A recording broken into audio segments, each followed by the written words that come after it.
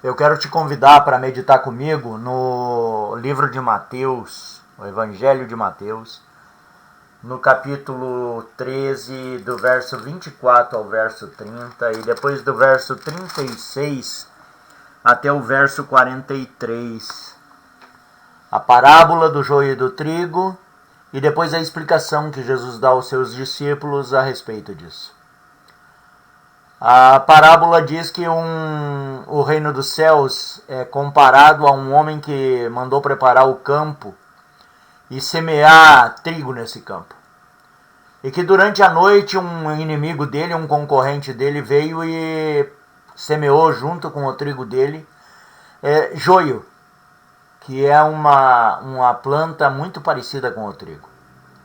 Quando esse campo começou a brotar o trigo, os empregados daquele dono de terra perceberam que tinha joio no meio do trigo e vieram ter com ele e disseram: mas senhor, tu não plantaste trigo, ou não foi boa a semente que tu plantou, porque nasceu joio no meio.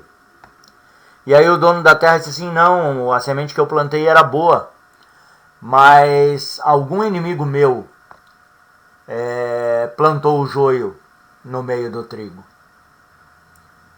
E daí eles perguntaram: tu quer que nós arranquemos o joio então agora? Diz ele: não, vamos deixar chegar a época da colheita, porque se nós tentarmos limpar agora o trigo, nós vamos, além de arrancar o joio, nós vamos arrancar o trigo também, e aquele trigo que não for arrancado pode ser pisoteado.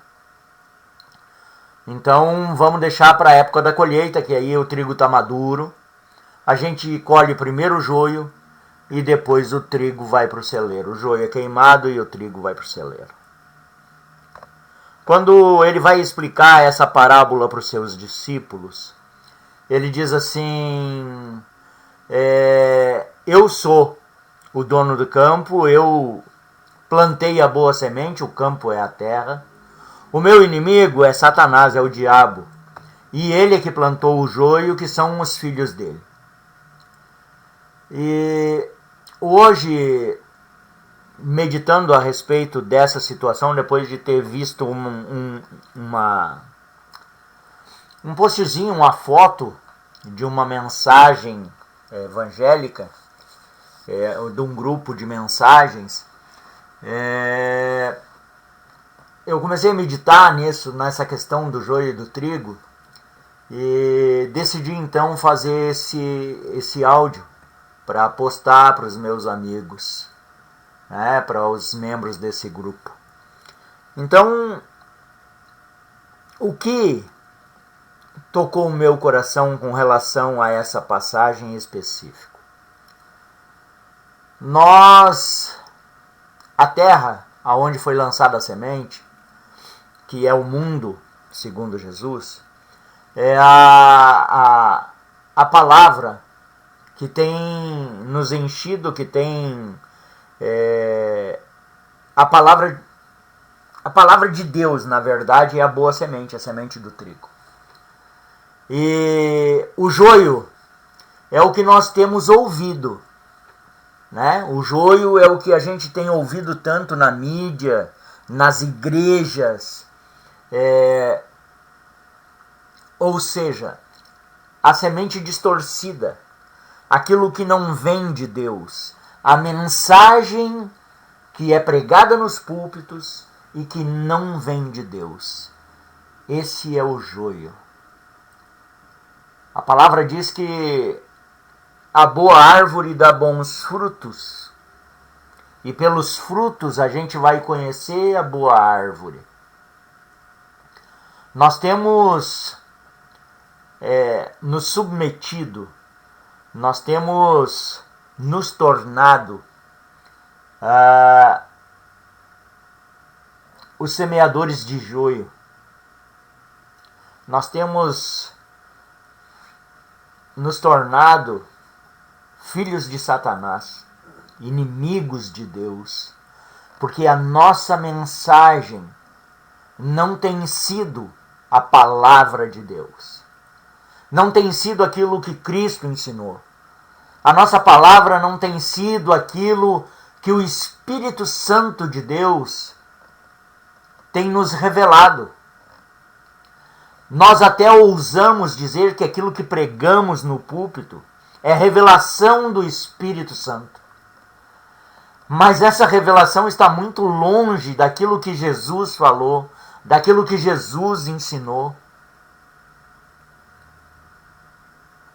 E isso nos tem feito filhos do diabo, porque temos pregado uma semente ruim na terra, que é a igreja de Jesus.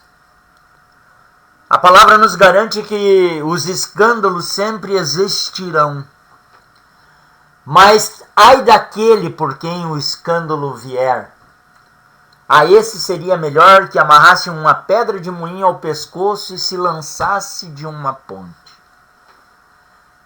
Meu amado, minha amada, eu e tu que fomos chamados a ser semeadores de Cristo. Fomos chamados a ser os plantadores do trigo. Misericórdia, misericórdia, o que nós temos feito? Por causa das circunstâncias, por causa da necessidade de projetos, por causa das nossas necessidades, nós temos nos tornado mercenários e pregado aquilo que Jesus não ensinou. Temos inclusive pregado contra o que Jesus ensinou.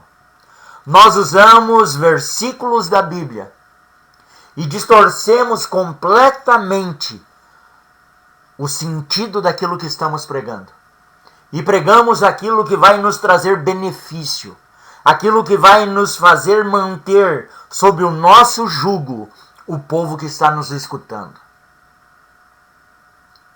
Bom, sempre depois da plantação tem um tempo determinado, a germinação, o crescimento, o florescimento, o amadurecimento. E aí a ceifa, aí a colheita.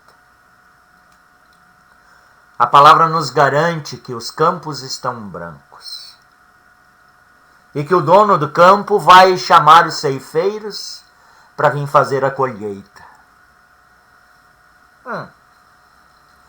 E aí? O que vai ser de mim e de ti?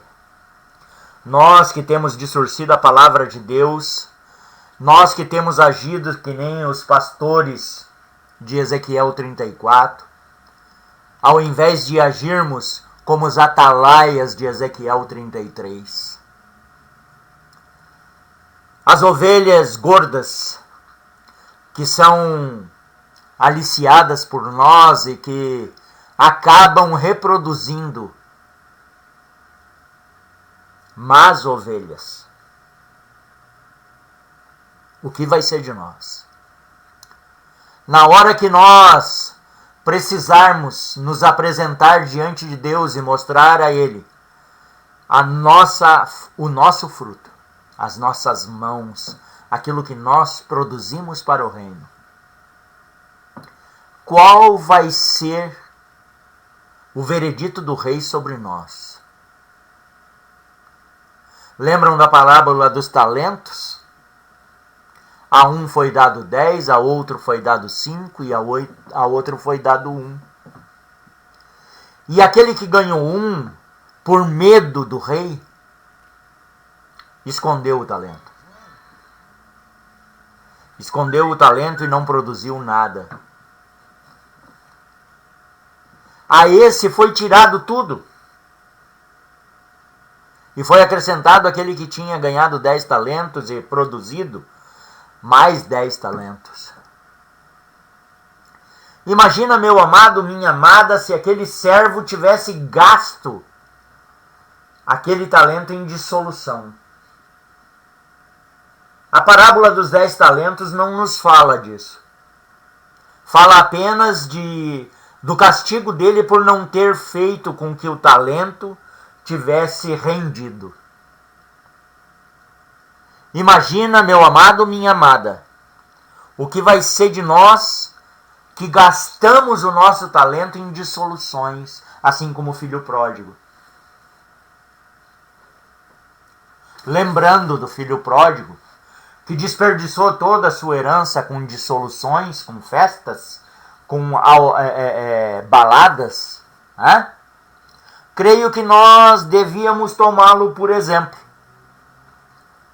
Nos arrependermos daquilo que temos feito, daquilo que temos pregado, daquilo que temos semeado em nome de Jesus, como se fora a semente que Ele nos deu, que verdadeiramente não tem sido.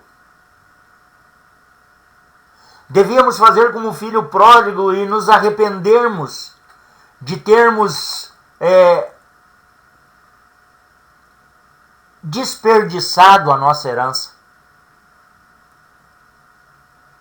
de termos gasto o talento que nos foi dado com prazeres da nossa carne, para satisfazer as nossas vontades, ao invés de fazer a vontade de Deus.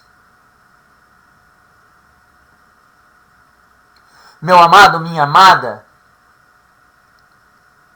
e quando chegar a hora da colheita, como vai ser a nossa prestação de contas? Que desculpas vamos dar ao nosso Senhor, ao nosso Rei, a respeito daquilo que fizemos com aquilo que Ele nos confiou? A palavra nos garante que a quem muito é dado, muito é cobrado. E nós temos recebido muito de Deus. Nós temos recebido a graça e o favor dele, muitas vezes em detrimento daquilo que temos feito.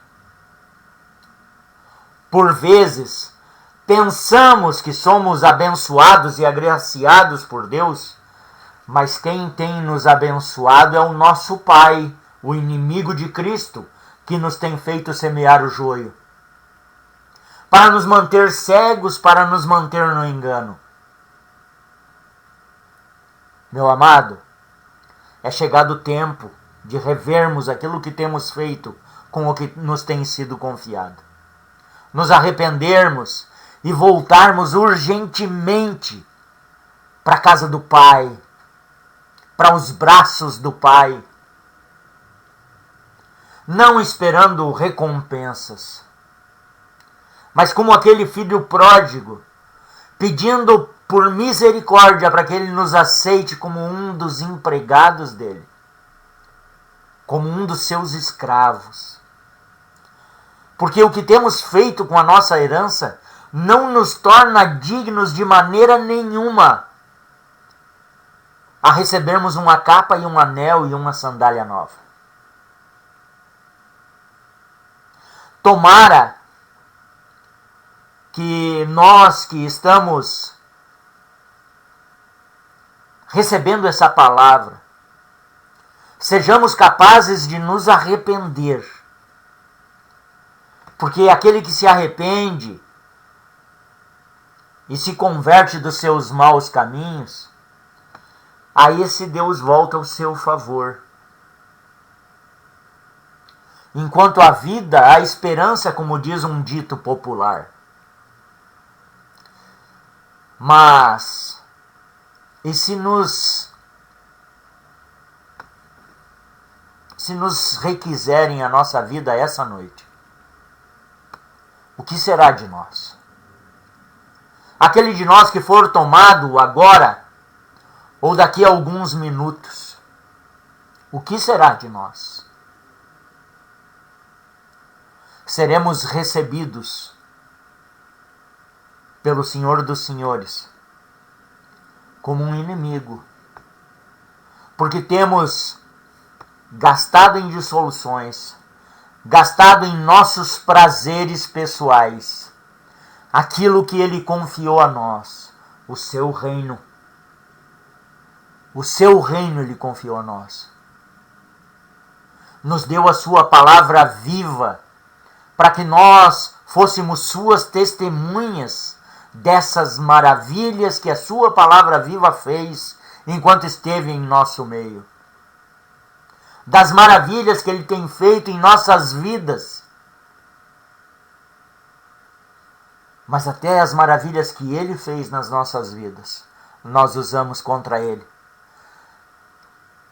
para os nossos prazeres, para as nossas coisas, para a nossa carne. Temos mutilado a ovelha, vivido da sua gordura, vivido da sua lã, vivido do seu sangue. As nossas mãos que deviam estar limpas pelo sangue de Cristo, estão sujas pelo sangue das suas ovelhas. Que nós temos pisado, que nós temos explorado, que nós temos martirizado apenas em nosso próprio favor.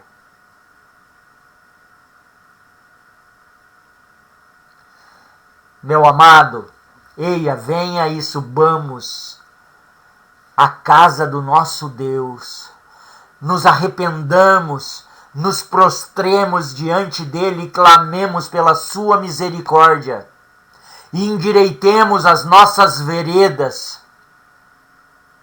ou assim como joios seremos colhidos e jogados ao fogo. Que o Senhor se compadeça de mim, que o Senhor se compadeça de ti. Para a glória do nome de Jesus, porque dele é o poder, a glória e o reino para todo sempre. Amém.